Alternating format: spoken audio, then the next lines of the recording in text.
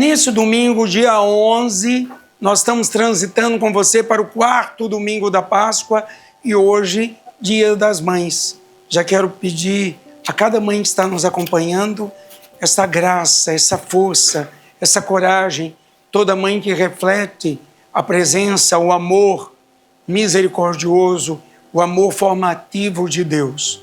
E, como Santo Agostinho dizia, que todas as mães deveriam ir para o céu. Era um pensamento de Santo Agostinho.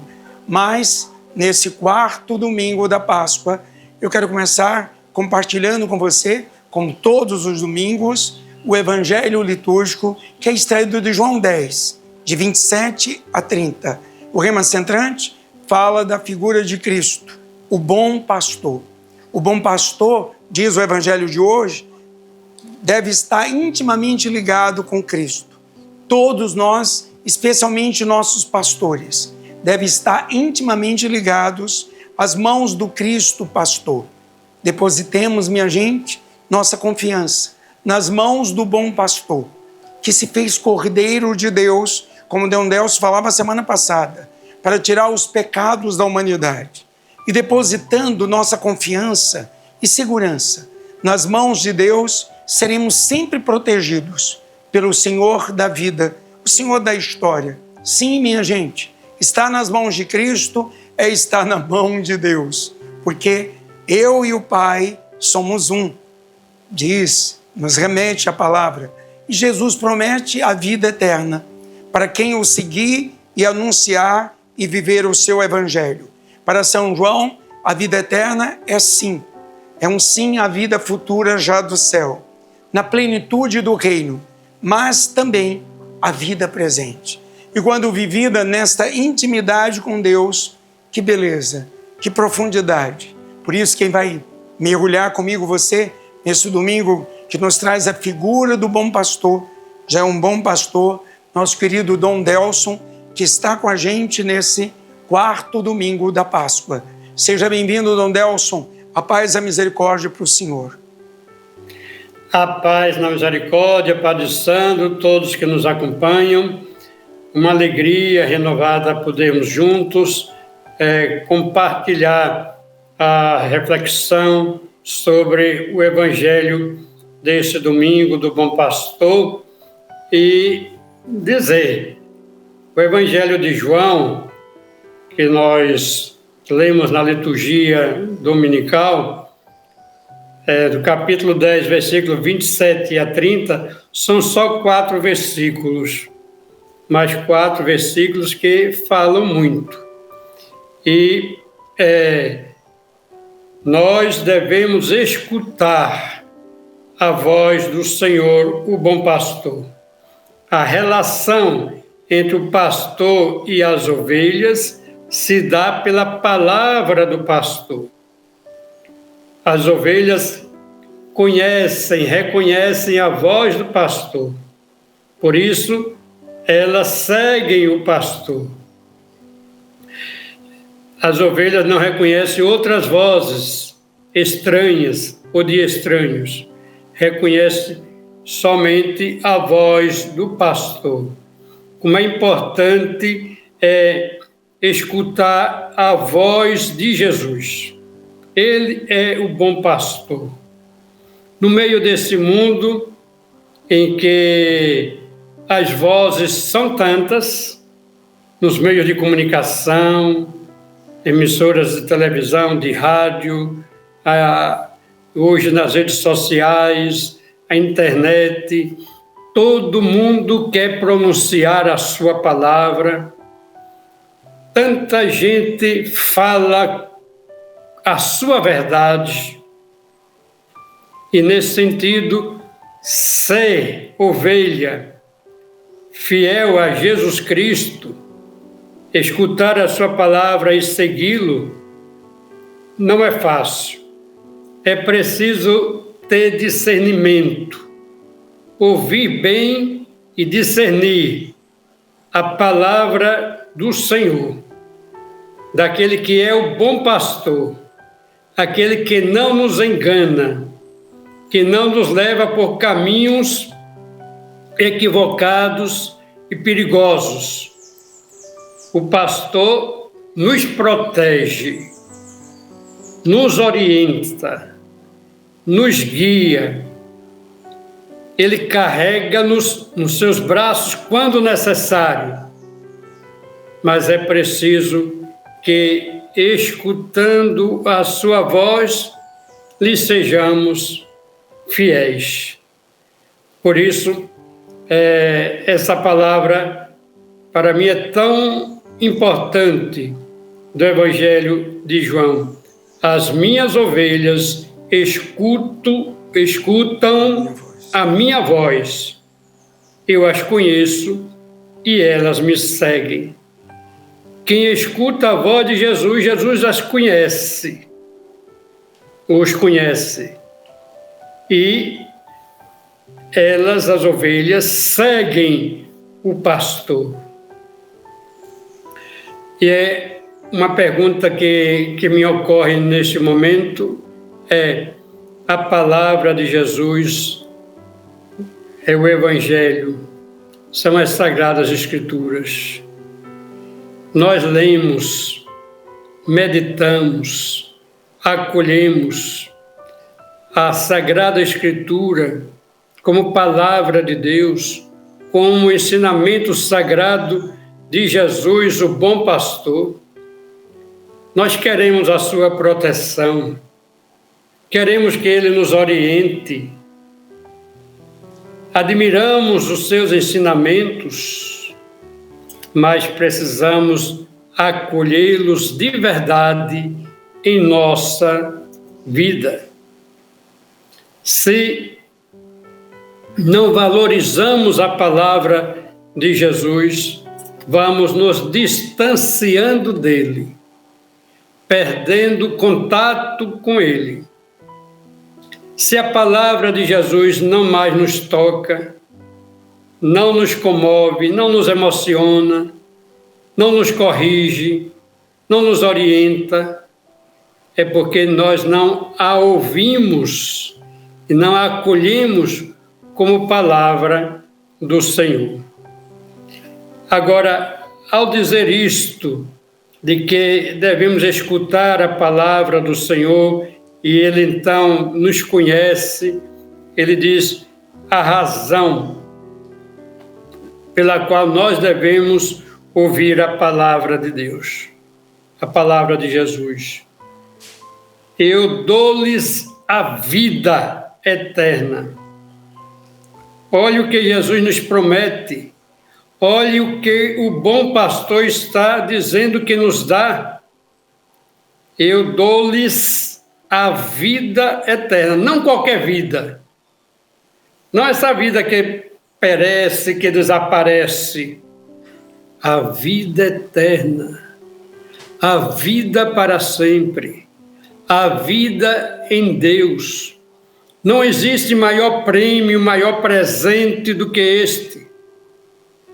Não se compara em ganhar prêmios da loteria, disso e daquilo. Nada se compara com o prêmio da vida eterna, viver para sempre na glória de Deus. Os santos descobriram este prêmio divino e foram capazes de abrir mão de tudo nesta vida para se consagrar ao Senhor. Seguir o bom pastor, ouvir a sua voz, é abrir o coração, a alma, todo o ser para esse prêmio da vida eterna, que Jesus nos promete. Eu lhes dou a vida eterna. E ainda mais garante, as ovelhas que recebem esse prêmio da vida eterna jamais se perderão.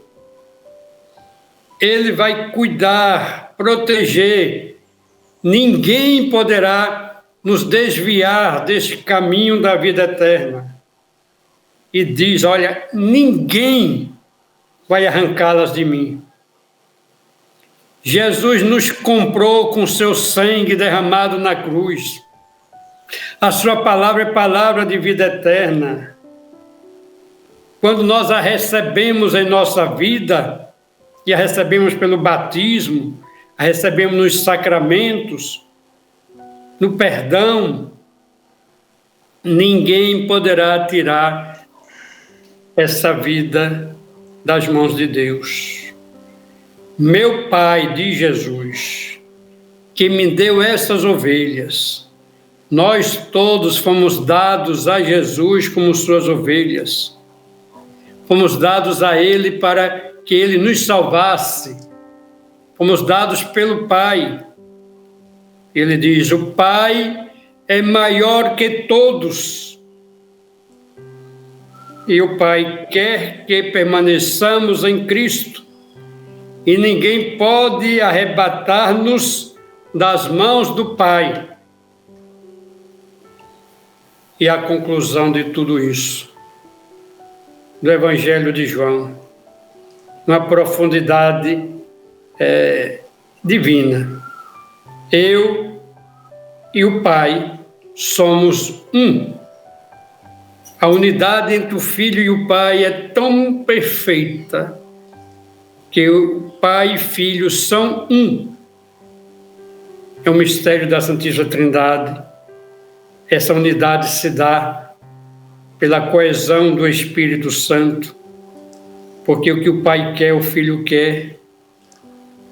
O que o Pai realiza no Filho, pelo Filho, e o Filho só faz aquilo que o Pai quer. Essa unidade perfeita que faz com que o Pai e o Filho sejam um. Para garantir aquilo que Jesus Cristo nos dá, eu dou-lhes a vida eterna.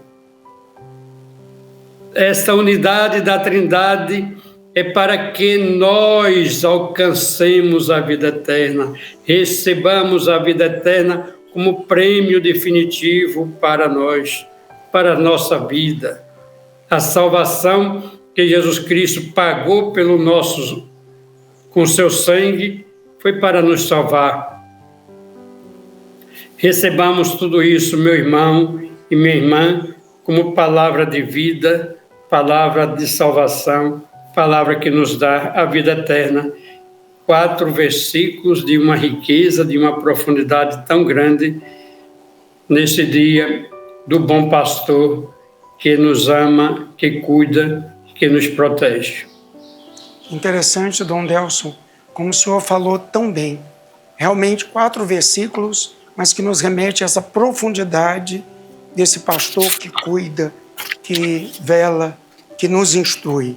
Por isso que a primeira leitura de hoje, desse 4º domingo da Páscoa, é a estreia de Atos 13, 14, de 43 a 52.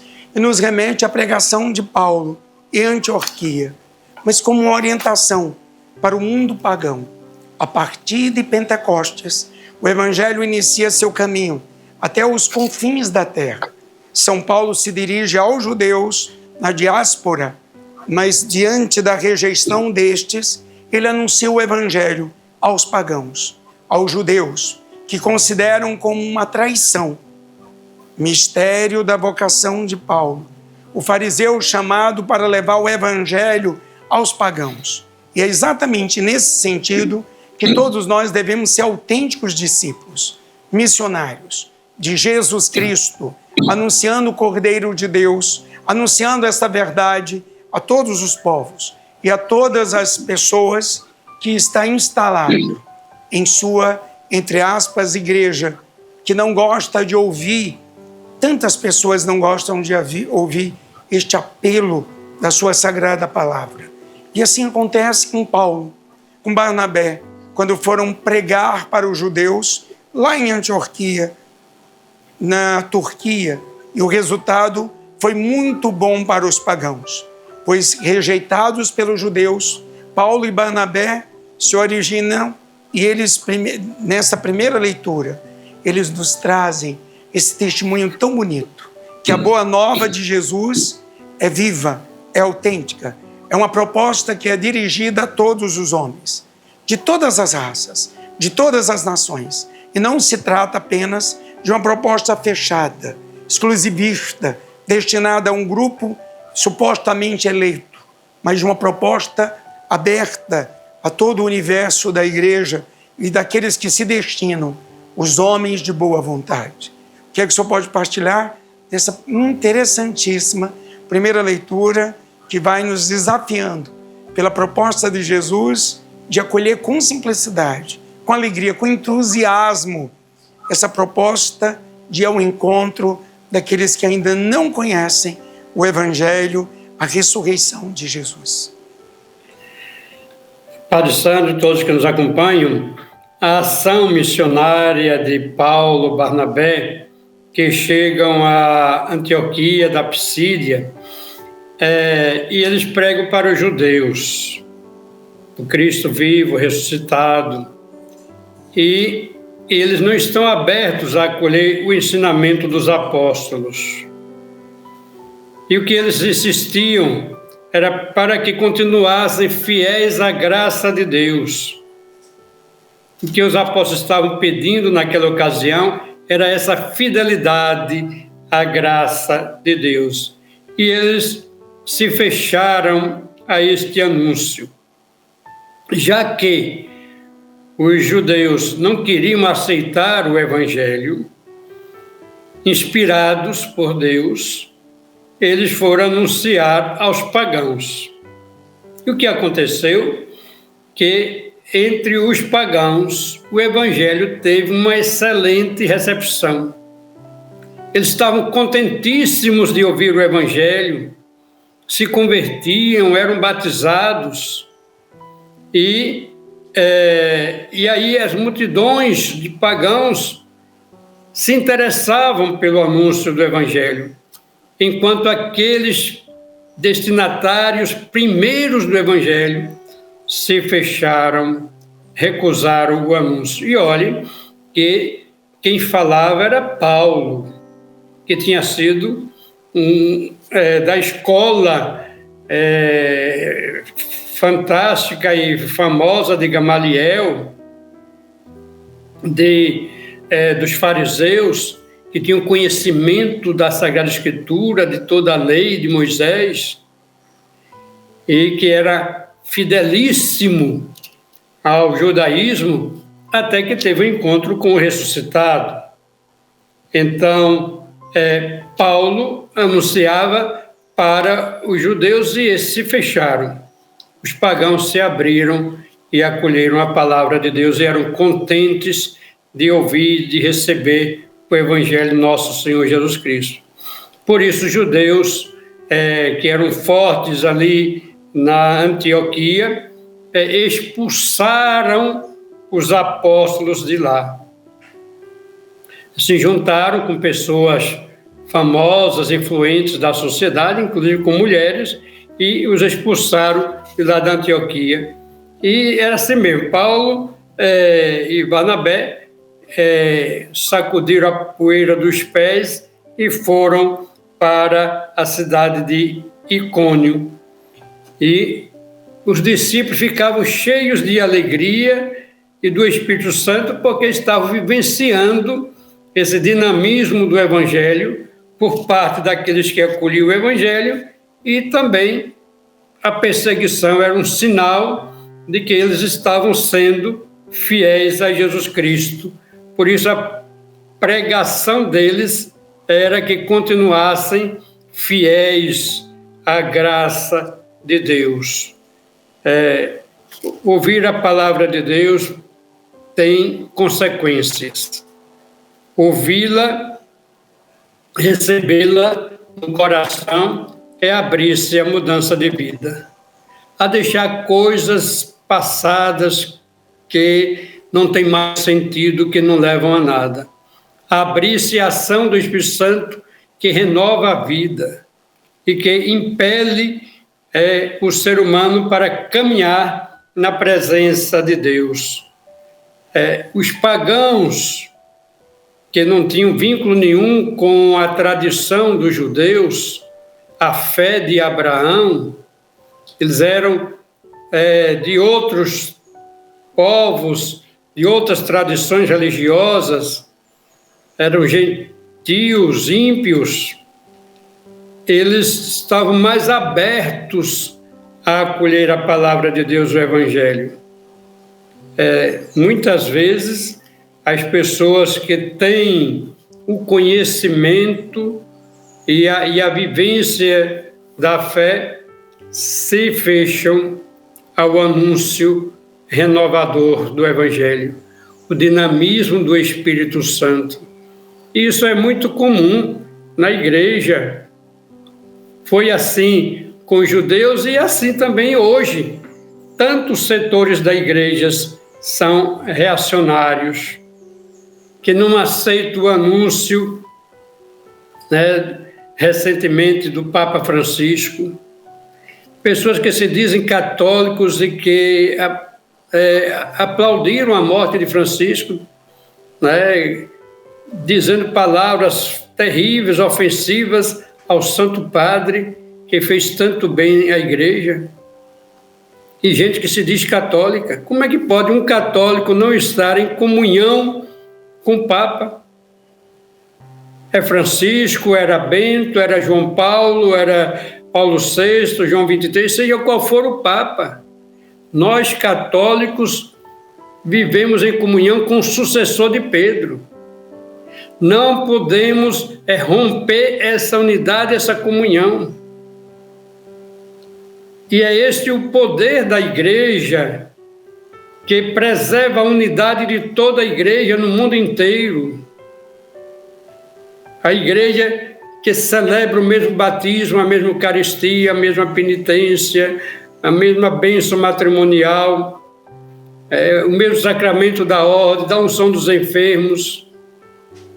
A igreja que segue os ensinamentos de Jesus Cristo com toda a fidelidade, mas uma igreja aberta a acolher as pessoas que vivem tantas situações, mas que a igreja é enviada a estar perto daqueles que precisam mudar de vida, se converter.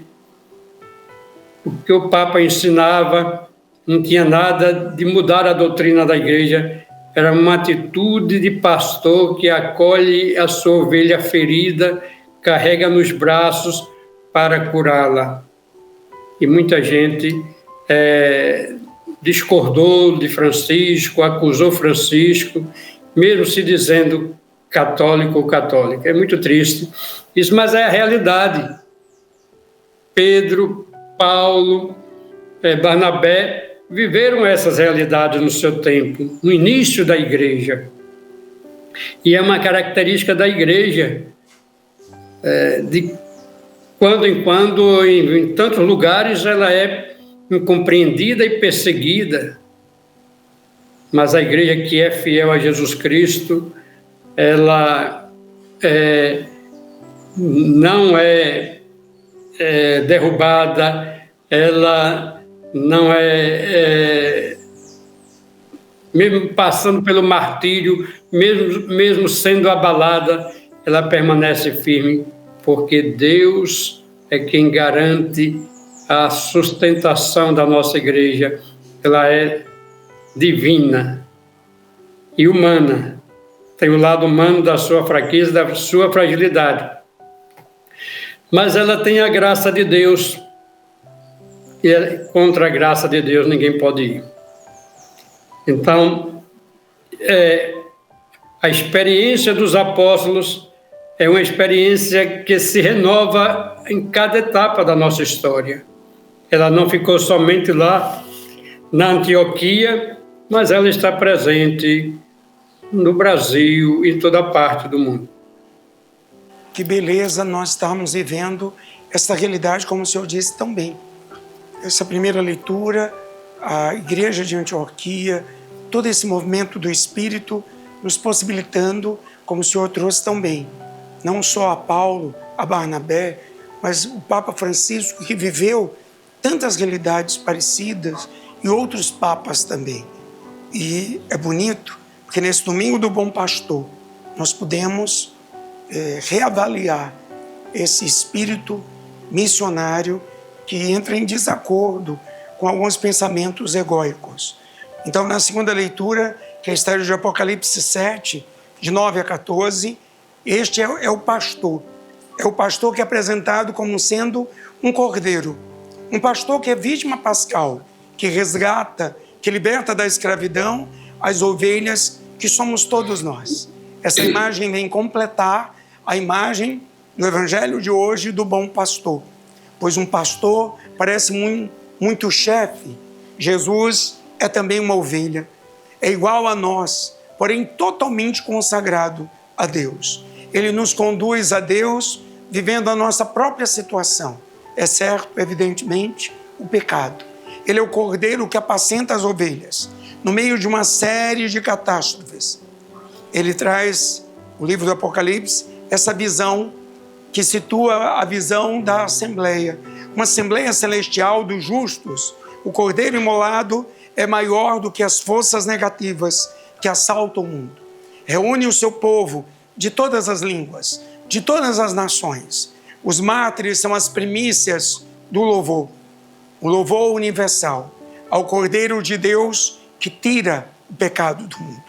Essa segunda leitura nos traz essa multidão imensa, inumerável, universal, pois pertence a todas as nações e as compõem, estão de pé, em sinal de vitória, pois participam desta ressurreição de Cristo e levam túnicas brancas, o que indica que pertence à espera de Deus. Branco é uma cor de Deus e aclama palmas, alusão à festa das tendas, uma festa celebrada no final das colheitas, marcada pela alegria e pelo louvor, nos remetendo ao êxodo, evidentemente, dos israelitas. O que é que o senhor pode partilhar, Dom Delson, dessa tão interessante segunda leitura do livro do Apocalipse, nesse quarto domingo da Páscoa?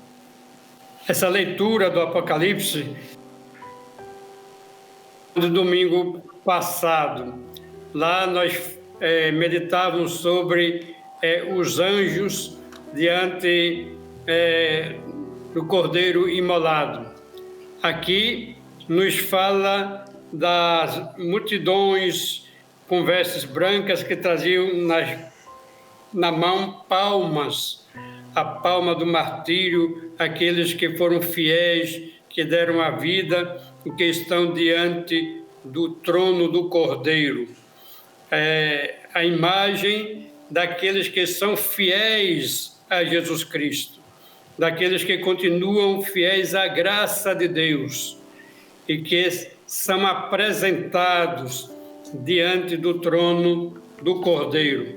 Lembramos que o Apocalipse foi escrito num tempo de perseguição, de compreensão, de muito sofrimento, muita dor, derramamento de sangue por parte dos cristãos que eram perseguidos, e o apóstolo consola aqueles que vivem nessa situação, sabendo que aqueles que passam pelo martírio vão receber o prêmio da vida eterna, e as palmas nas mãos significa a palma da vitória diante do Cordeiro, que é o Senhor da vida. Aqueles que vieram das tribulações, que lavaram e alvejaram as suas roupas no sangue do Cordeiro, que participaram do sacrifício de Cristo, também imolando a própria vida. E está diante do Cordeiro, receberam a vida eterna. Lembramos, né, que o bom pastor é aquele que dá às suas ovelhas o prêmio da vida eterna. Então está garantindo para aqueles que vivem a fé, que são fiéis, que se sacrificam, o prêmio da vida eterna. E ter essa certeza de nos colocar diante de Deus e saber que Ele nos prometeu, e o que Deus promete, Ele realiza. A promessa de Deus para nós não é uma coisa fantasiosa, de ilusão, mas é a realidade da nossa fé. Aquele que fez tudo por nós, Ele garante para nós a participação nesse momento de glória diante do Cordeiro. E aí haverá uma grande transformação. O sofrimento vai desaparecer. Não se terá mais fome, nem sede, nem dor. É só alegria, paz. É só louvor do coração humano que glorifica o seu Deus. É porque o Cordeiro que está no meio do trono, ele é o pastor que conduz às fontes das águas eternas as suas ovelhas para participarem da vida eterna. E Deus, imagine, Deus enxugará as lágrimas dos seus olhos.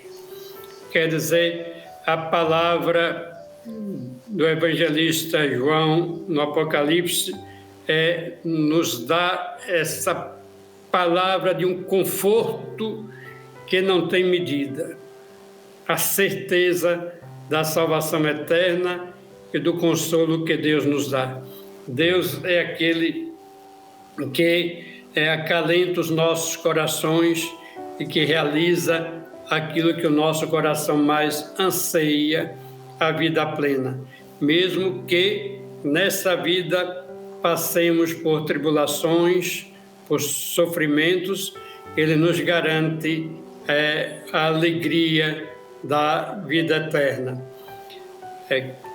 No nosso momento atual que nós estamos vivendo, que há tanta gente que não tem mais fé, que não acredita por circunstâncias tantas, essa palavra de Deus nos anima muito para permanecermos firmes na graça de Deus e confiando em que as promessas divinas elas vão se realizar para nós.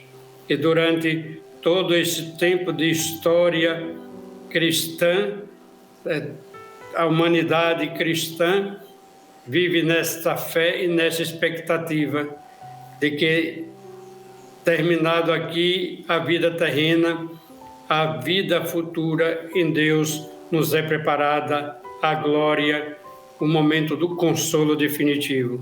Nós cremos nisso, nós cremos na vida eterna. Que beleza, Dom Delson.